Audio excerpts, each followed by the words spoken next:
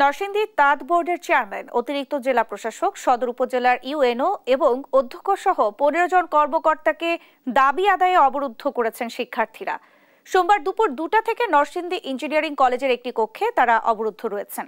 শিক্ষার্থীদের দাবি, তাঁত বোর্ডের অধীন থেকে বস্ত্র অধিদপ্তরের আওতায় কলেজ স্থানান্তর করার জন্য দীর্ঘদিন যাবৎ আন্দোলন করে আসছে তারা। এরই অংশ হিসেবে তারা বেশ কয়েকবার ঢাকায় ঊর্ধ্বতন কর্তৃপক্ষের সাথে সভা সমাবেশ করেন।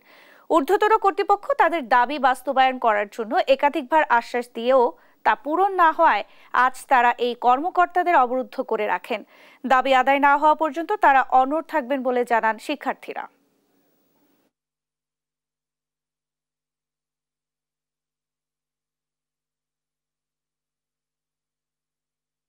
আমাদের এক দফা দাবি নরসিংদী টেক্সটাইল ইঞ্জিনিয়ারিং কলেজকে বস্ত্র অধিদপ্তরে হস্তান্তর করতে হবে। সবগুলো ব্যাপার কনসার্ন, উপদেষ্টা মহোদয় কনসার্ন, সচিব মহোদয় কনসার্ন। আপনারা বলেন স্টুডেন্টরা অবরুদ্ধ করে রাখছেন, যে পর্যন্ত আমাদের এই দাবি মেনে না নিবে ওই পর্যন্ত আমরা ছাড়ব। আমি এখন রয়েছি নরসিংদী ইঞ্জিনিয়ারিং কলেজের একটি কক্ষের সম্মুখে। এখানে কিন্তু এই প্রতিষ্ঠানের শিক্ষার্থীরা ঢাকা থেকে এখানে আসা তাঁত বোর্ডের চেয়ারম্যান সহ অন্তত 15 জন কর্মকর্তাকে এই প্রতিষ্ঠানটির শিক্ষার্থীরা নানা দাবিতে অবরুদ্ধ করে রেখেছেন। টানা 6 থেকে 8 ঘন্টা ব্যাপী এখানকার কর্মকর্তারা শিক্ষার্থীদের দ্বারা অবরুদ্ধ আছেন।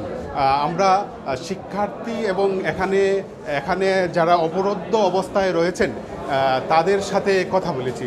তাদের সাথে শিক্ষার্থীদের সাথে কথা বলে যেমনটা জেনেছি যে এখানকার বিএসসি ইঞ্জিনিয়ারিংয়ের শিক্ষার্থীরা তারা তাঁত বোর্ডের অধীন থেকে তারা বস্ত্র মন্ত্রণালয়ের অধীনে যেতে চান। এই দাবির প্রেক্ষিতে তারা ধাপে ধাপে আন্দোলন করে যাচ্ছেন। উপদেষ্টা, বস্ত্র মন্ত্রণালয়ের উপদেষ্টা শাখাওয়াত হোসেনের কাছে, এমনকি ঊর্ধ্বতন কর্মকর্তাদের কাছে তারা নিয়মিতই যাচ্ছেন, এমনটা শিক্ষার্থীরা বলছেন। কিন্তু সংশ্লিষ্টরা নানাভাবে তাদেরকে প্রতিশ্রুতি দিচ্ছেন, কিন্তু তারা টানা 4 মাস দাবির প্রেক্ষিতে আন্দোলনে থাকলেও তাদের দাবির আলোর মুখ দেখছে না। যার কারণে শিক্ষার্থীরা বলছেন, আমরা অনেকটা বাধ্য হয়ে আজকে যারা ঊর্ধ্বতন কর্মকর্তারা এখানে এসেছেন তাদেরকে অবরুদ্ধ করেছেন এই দাবিতে যে তাদের এই এক দফা দাবি না মানলে তারা এই অবরুদ্ধ অবস্থায় ছাড়বেন না। তো আমরা এখানকার যারা অবরুদ্ধ রয়েছেন তাদের সাথে কিন্তু কথা বলেছি।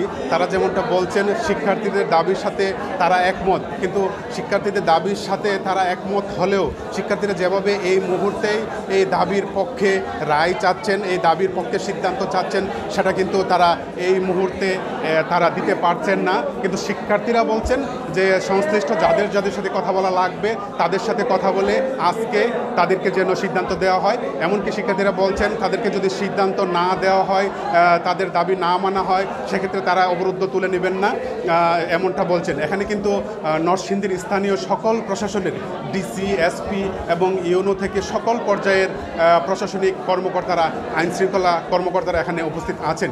তো নরসিংদীর ইঞ্জিনিয়ারিং কলেজ থেকে এই ছিল অবরুদ্ধ পরিস্থিতি নিয়ে আমার কাছে থাকা সর্বশেষ।